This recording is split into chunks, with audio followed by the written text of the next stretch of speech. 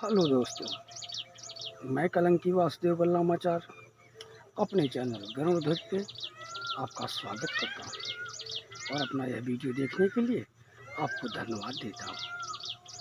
इसके पहले जो हमने वीडियो बनाया था उसमें हमने आपको बताया था कलयुग जो 4,32,000 वर्ष का है वो महायुग है और इस महायुग के चौथे चरण पर जो आयु संख्या काल बनी थी वो भी हमने आपको बताया था पिछले वीडियो में कि वो 43,200 वर्षों की थी।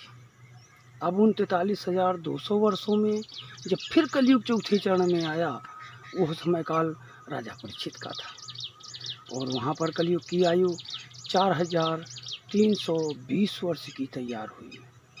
और आज हम पिछले वीडियो में पहले भी बता चुके हैं कि आप देवी भागवत के अनुसार हमने देखा या सुना या पढ़ा कि कल के 5,000 वर्ष बीत जाने के बाद इस कलयुग की समाप्ति का समय काल है।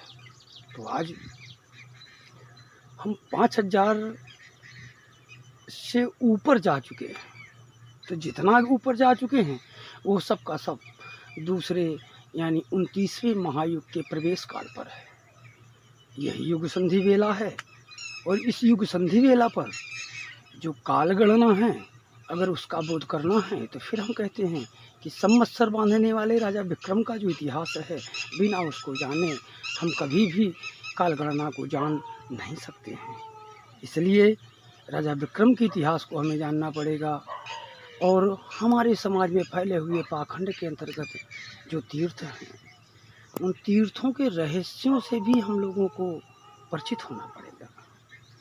जैसे एक कलयुग का सबसे प्रमुख रहस्य आपको बताते हैं, वैष्णो देवी।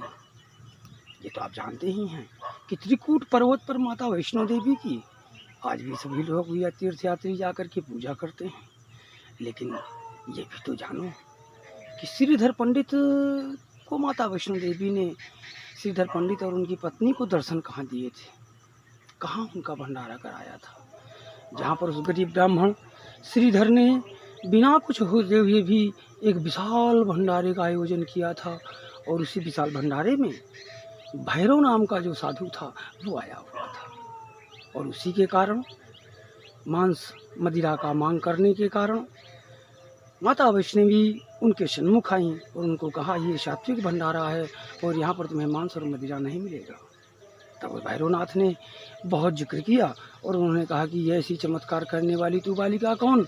उनसे जब बहुत कुछ पूछा और माता जो वैष्णवी थी वो वहाँ से उस भैरव नाम के साधु को कोई उत्तर न देते हुए वहाँ से चली जाती हैं और जाकर के त्रिकूट पर्वत पर विद्यमान होती हैं, जहाँ पर 9 मास तपस्या करने के उपरांत स्वयं उन्होंने माता कालिका, महाकाली, महालक्ष्मी, महासरस्वती 3 पिंडियों की पूजा करके महाशक्ति की आराधना की और उन्हीं महाशक्ति के द्वारा भैरव की अंत की गाथा है। आज वो जगह पूजी जा रही है, लेकिन मैं सनातन धर्मियों से पूछना चाहता हूँ वो जगह कहाँ है जहाँ पर श्रीधर ब्राह्मण को उनकी पत्नी के साथ माता वैष्णो देवी ने उनको दर्शन दिए थे और भंडारा कराया था।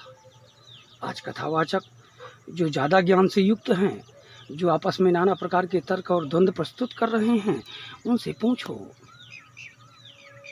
क्या कि वो जगह कहाँ है जहाँ पर माता वैष्णो देवी ने जिस मंदिर में पूजा करने के उपरांत श्रीधर ब्राह्मण को दर्शन दिए थे वो मंदिर कहाँ है। ये भी रहस्य है।